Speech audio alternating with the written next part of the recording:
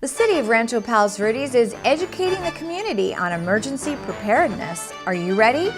A popular trail has reopened and ready for local residents to enjoy. It's time to celebrate Citizen of the Year with a very special honoree.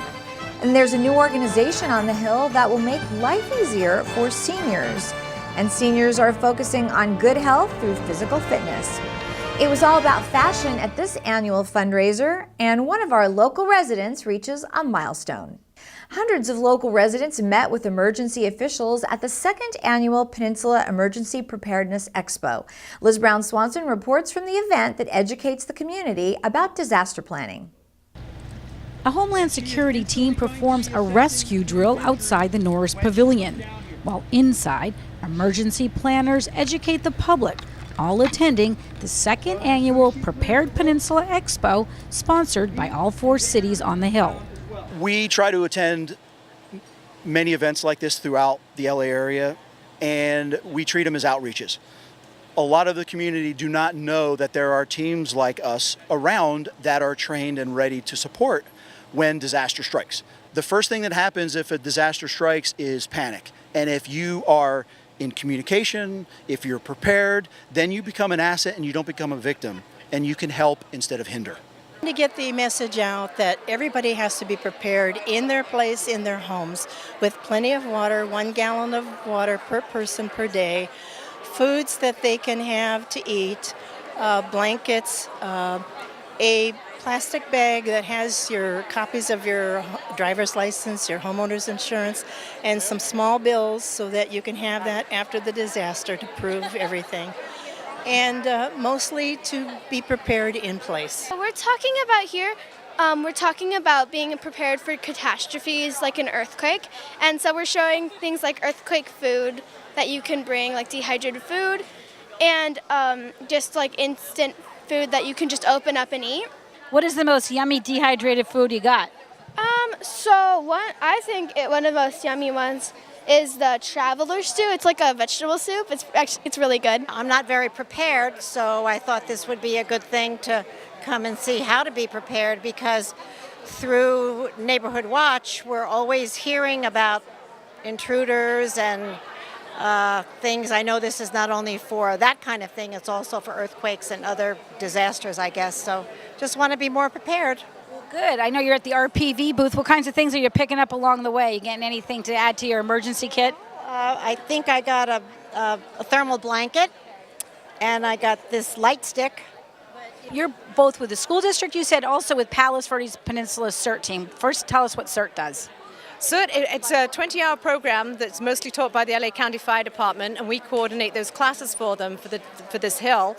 And we teach people how to be prepared, how to respond to an emergency, how to put out a fire, how to organize a CERT team, how to do search and rescue, how to evaluate damage, and how to keep themselves safe while doing so. All the schools are extremely well prepared in our district. We're very fortunate for that. We have great support by the PTA as well, who have purchased a lot of our supplies and are really supportive of this. The teachers do training, and they have drills every year. We're currently doing our full evacuation drills, and everybody takes it very seriously, and they're very well planned. The kids are well taken care of at school, and we're just hoping that the parents will do the same thing for them at home. In the area you're in right now, this is Radio Row. The area you're in now is the LA County Disaster Communications Service exhibit. LAC DCS is overseen by the Sheriff's Department, and all of its members are sheriff's volunteers. The next table over is the Palos Verdes Amateur Radio Club, and the table after that is PVAM, which is the City of Rancho Palos Verdes Voluntary Amateur Radio Group. Ham Radio has a motto, when all else fails, and that's because when cell phones are out, or the normal cell phone or telephone system is out, people can use handheld radios or even base station radios like these and go outside their neighborhood to whatever jurisdiction they need to reach. Well, this is a great event, and it is needed for all our communities to be prepared, and it's another great collaboration between the Peninsula cities, and it's important for earthquakes, fires, floods, anything we could face. Today's expo at the Norris Pavilion was an important way to bring the community together, to remind everyone that we all need to have a plan and be ready for when disaster strikes. I'm Liz Brown Swanson reporting for RPV TV. Trails in the Portuguese Bend Nature Preserve have been partially closed since August, and now they are fully open after repairs were completed. Here's more on the story from Administrative Analyst and Open Space Manager from the City of Rancho Palos Verdes, Katie Lozano. On August 23rd, the utility company, California Water Company, they actually have water lines that run throughout Portuguese Bend Reserve, and one broke.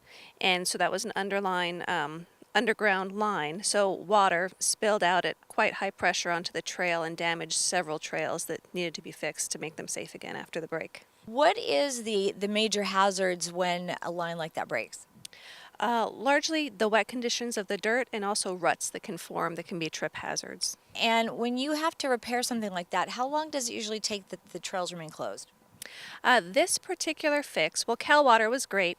The break happened very early in the morning. That afternoon, they had the water breakage stopped, and then they worked together with the city, several departments, over a course of about a month and a half to do longer-term fixes to make the trails safe again, a lot of reworking on the trails. Okay. And how many people use these trails on an average? We don't have very hard numbers, but we are, with our new staff, trying to develop some numbers. I'd say maybe 1,000 and upwards on busy weekends. Okay. And how important is it to make sure that these trails are open and maintained as well as you take care of them? Very important, because it's probably our most popular nature reserve. In addition to Abalone Cove, we like to monitor the trails and make sure that they're in good condition for the public to enjoy.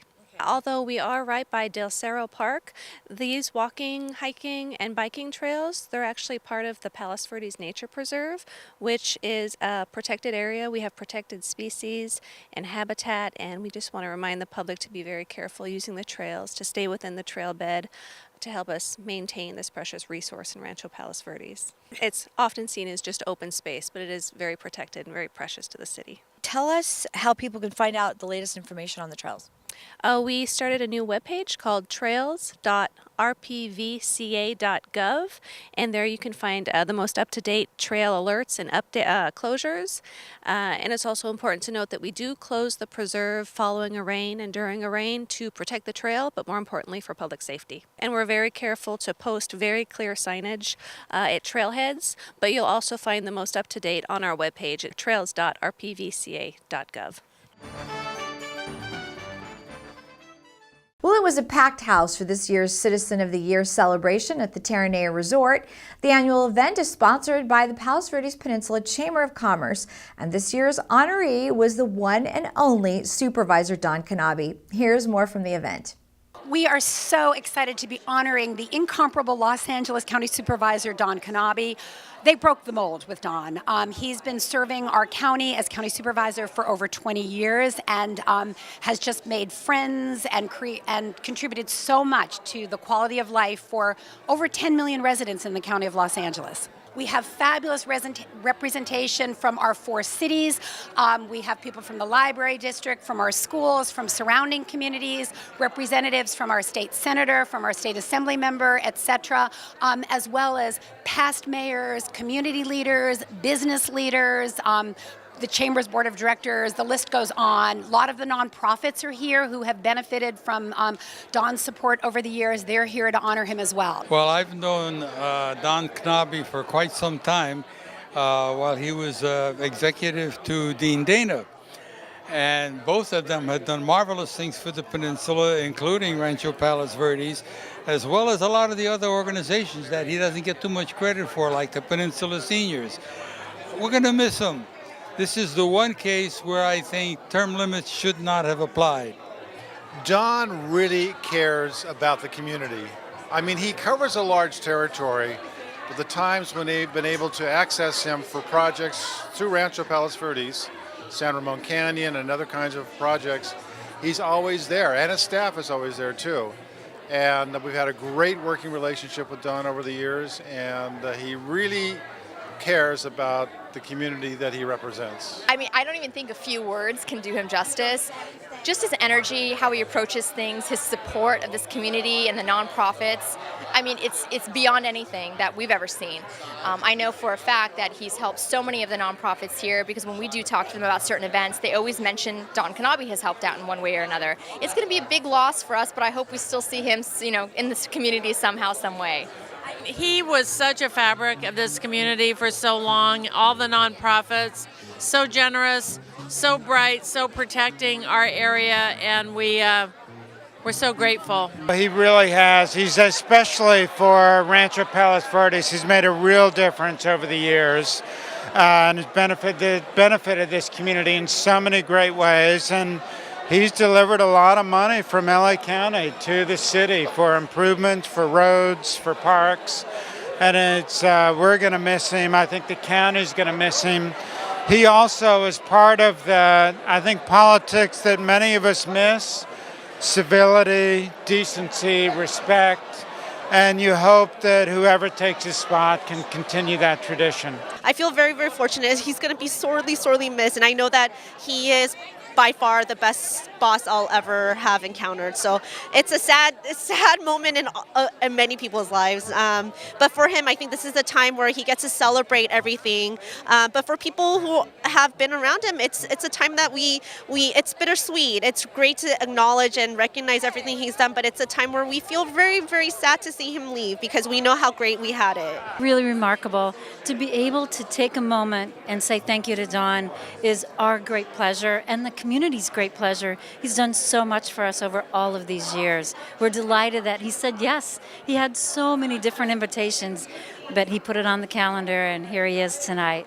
Well, I'm just feeling wonderful. It's been a very big day for me. They named the new wellness center at Rancho Los Amigos Hospital after me today, so today was a ribbon cutting.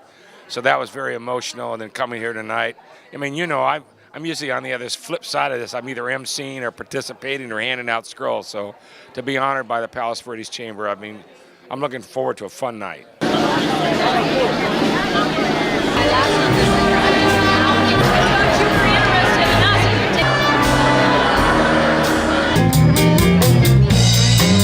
Thanks, Don. We love you. We will miss you, and we hope to see you back at Trump very soon.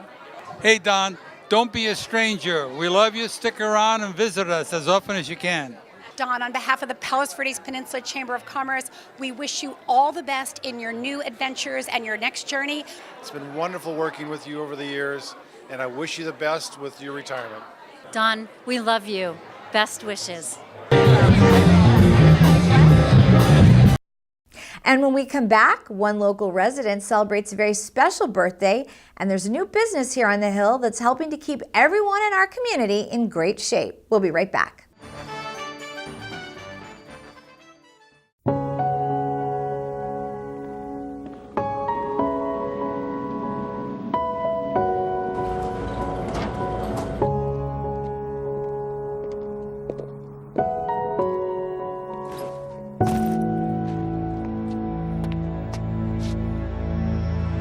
Welcome home, man.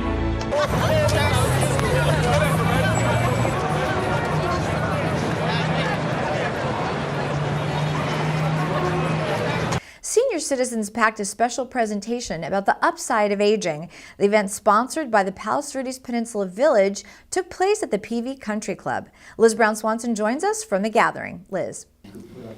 Columnist Helen Dennis and author Paul Irving brought a powerfully positive message to a packed audience in an event sponsored by the Palos Verdes Peninsula Village.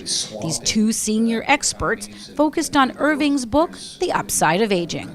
I started out by saying that longevity changes everything, and I do mean that. We have to change our view of older adults in policy domains and in business, and we have to change the way we think about aging ourselves. Aging is, yes, a period of physical challenge, but it's also a period in which wonderful contributions can be made. Great opportunities exist, and not just for the benefit of older adults, but for the benefit of younger people in the broader society. I think a main message is that people have choices. And the best news is people have choices how they want to live and experience aging. The village gives you an option. Not everyone is going to go into assisted living, and not everyone's going to go into a retirement community. But the way you can age gracefully with meaning and purpose in your own home and stay connected to community is really a gift. It's a new way to experience aging, and this whole village movement is really just going like wildfire and growth throughout the country. The opportunities for today's seniors were openly discussed. Leaders of the Peninsula Village movement shared how this nonprofit organization is one of hundreds of villages in the country that teams up volunteers with paying members who need services and help to age at home. Well, it's just an exciting group of people. The village was a concept 12 years ago, and it came across the country. Sherry May and a group of her friends came together and thought, I wonder if our community needed a village. And 18 months later, here we are. And we have 67 members. We have trained and vetted over 58 volunteers. So explain how the village actually works. Members would give me a call and say, I need to get to the doctors next week. And I would then send an email out to our driver volunteers, and someone would respond back that they can take that member, and then I connect the two. Volunteers are in many different capacities in the office, walking with people, picking them up and going walking at the interpretive center, and just home visits too for those that are at home with home health care providers, just a friendly visit. Since forming a year and a half ago, the Peninsula Village community is growing. Former PV News writers Pat and Frank Brown are two of the newest members. The village, we think, offers us so many possibilities: social, learning a lot, meeting a lot of new people, joining different groups, and I think the feeling of camaraderie that the village offers, that's a very, very supportive thing for us. My husband passed away 3 years ago, and it's difficult when you are by yourself. You used to be able to ask for unscrew this bottle and things of that sort. So fortunately, like my son lives very close, so he is my handyman. But still, if I needed something and he was not able, I could call the village. Today's event brought our community together to learn about senior issues and, of course, the upside of aging. We all know that saying, it takes a village, and if you want to become part of the village movement, you can log on to peninsulavillage.net. I'm Liz Brown Swanson reporting for RPV TV. And for many seniors, exercise can be somewhat of a challenge, especially when there is medical issues to consider. That's where the experts at Peak Performance Physical Therapy can help out. Here's more. I think that so much of physical therapy historically, and especially toward the senior population, was a lot more, let's get you comfortable and let's get you out of your pain. But I think that what people don't realize is that these grandmas and grandpas are taking care of their grandkids, and they're picking up strollers, they're putting strollers in the car, they're trying to walk across the soccer field to go see their grandkids' soccer games. And it's a challenge to walk across a grass field 100 yards to go sit to watch a soccer game. And so I think that so much of the senior population in the past never really pushed them in the exercise world because of the fear of they're going to get hurt or arthritis, or what the case is. And when I get them and you ask them what they do in their life, and you start to think, you need to be stronger. Mm-hmm. If you're going to be watching your grandkids and you have to carry a 2-year-old or a 1-year-old up and down the stairs, you better be strong and fit to do that. So it was taking the approach to get more aggressive in a controlled way of getting that senior population on a better strengthening type program. How do you think you get them to buy into that without being too intimidating? Within 1 or 2 visits, they're in because they know. And sometimes they'll come to me and they'll tell me what their kind of daily activity is or their exercise program. And they're almost waiting for me to tell them to not do it. And my first thing is don't stop. Right. Like, you have to keep doing that, and I'm going to show you more things that you can do. And then when you start to show them more and you work with them in a more kind of functional movement way of picking something up and carrying something, pretty quickly they say, this is what I need. I think the intimidation comes from a lack of knowledge and experience. They've never gone to a gym, they've never gone to physical therapy, they don't really know how their body works. So When they come in, a lot of what we do is education. We teach them about their bodies. I mean, these patients come in and there's something they come in for specifically, and we go through the examination process and we find 12 things that are contributing to that problem. So at first it's frustrating, like, I didn't know I had all those issues, but then they see why that all fits together. And then when they start seeing the progress, the shoulder pain's going away, they're more functional. Hey, I can reach that top shelf now that I never thought I'd be able to reach.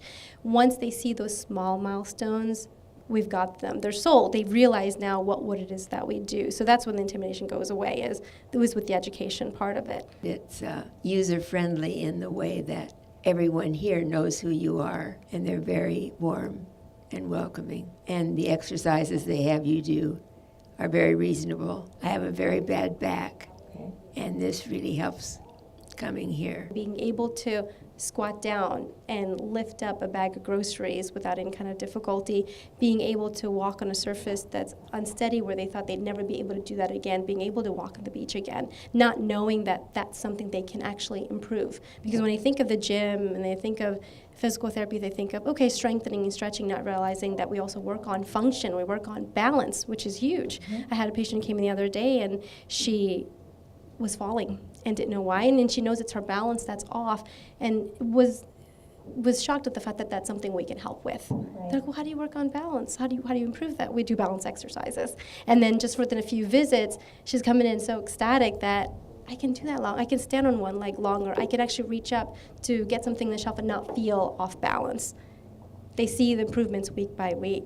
It's a very active community, and the seniors are very active. Yes. And the ones we have as patients up here want to keep walking their 2 miles every day. They want to get to the golf course. They want to keep playing tennis. So it feeds what they want. And how are you feeling health-wise since you've been doing the workouts here? Oh, much better. Really? And on my workout days, I feel even better when I go home. Peak Performance Physical Therapy will hold their open house at their new location in the Golden Cove Shopping Center on Friday, November 18th from 4 to 7. We hope to see you there. It was all about fun and fashion at the Peninsula Seniors annual fundraising event. This year's fashion show brought out many local residents who were excited to support the group and do a little shopping. Here's more from the event. Today is the only annual fundraiser for the Peninsula Seniors. It's a fashion show. The fashions today are being provided by CJ's and by Steinmart. And we also have a little boutique area with handbags and jewelry and scarves. We also have some other vendors that are here to sell us some pretty things. And we also have some lovely silent auction items this year. It's just so much fun to gather together to support this great organization. Talk about that. Well, it is a great organization because Peninsula Seniors, you're right, you don't have to be a senior to belong to Peninsula Seniors. I'm not a senior yet, and I actually joined just to support the organization, not just through my volunteer efforts, but financially as well. And they offer a lot of activities, exercise, mahjong, bridge, trips, lectures every week, as you know, at Fred Hess Park at 10:30 a.m. And there's just so many things that a person can do to stay connected, to have fun, to remain vital. It's excellent for your mind. Everyone wants to avoid some type of dementia when they're older. And getting out and doing all these things have proven to be scientifically beneficial for people. So Peninsula Seniors was established in the 80s by a couple of ladies who identified the need for services for seniors in the community, and it's been going strong ever since, and it keeps growing. And as you probably know, the Peninsula has an aging population. So because of all of that, I think it's really important that people pitch in. You might not be a senior today, but down the road, if you're lucky enough to live that long, you will be a senior. So it's an excellent organization, and it's an excellent cause to support. And I think today's a perfect example that seniors are very stylish. Some of the outfits we're seeing are very, very fabulous. Yeah, just because you're older, it doesn't mean that you can't have fun with fashion anymore. And actually, there have been a number of books written in the last few years, books and articles actually focusing on seniors, mostly women but also men, that actually have their own high style. And finally, one of RPV's World War II heroes turned 95. Retired Air Force pilot Lieutenant Colonel Jack Downhill celebrated his 95th birthday with family and friends at his home in Portuguese Bend. Liz Brown Swanson has more on the milestone celebration. Happy birthday, Jack. So how did it feel to wake up and be 95? I would not want to describe it. It grows on you. What's the secret? You look amazing and you've had quite an amazing life. It's heritage and good luck. Good luck and a great life. Jack Downhill is thankful for it all. And so are his family and friends who are inspired by all that he has done in the way he has served. An Air Force pilot during World War II, Jack has survived it all. I can think back of a dozen times that I wouldn't have been here, flying airplanes, getting shot at. On D-Day, I could have been a casualty. Jack was a World War II D-Day number 2 position pilot, and then he stayed in the service, did a lot of research and development, flew some research on some different aircraft, and then he ended up flying C-130B models in Vietnam, and ended up retiring as a lieutenant colonel. Jack is one of my heroes. When I saw that he flew on D-Day, and then was also flying B models, C-130s, which I flew on in Vietnam, it floored me.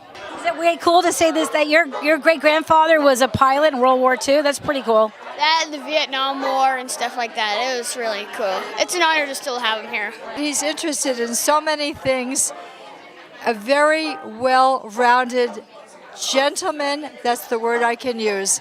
A dear, dear man to be celebrating 95, and I feel lucky with my husband Frank that we were here to celebrate. Yeah, Jack has that very special thing that contributes not only to a long life, but the love of all the people around him, that he's a selfless person and he's a very great humanitarian. He reaches out and he helps people, he asks nothing in return, and he's the kind of guy that just kind of picks you up whenever you're around him. Special ascot there, right? Special. That is the C-130, which I flew on my last flying. I had a tour of duty in Vietnam in C-130s. Where were you? Where did you grow up? What? Rochester, New York. My first job was Eastman Kodak Company. It was during the Depression, and getting jobs was difficult.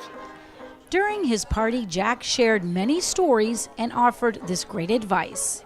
One day at a time. Happy birthday to you.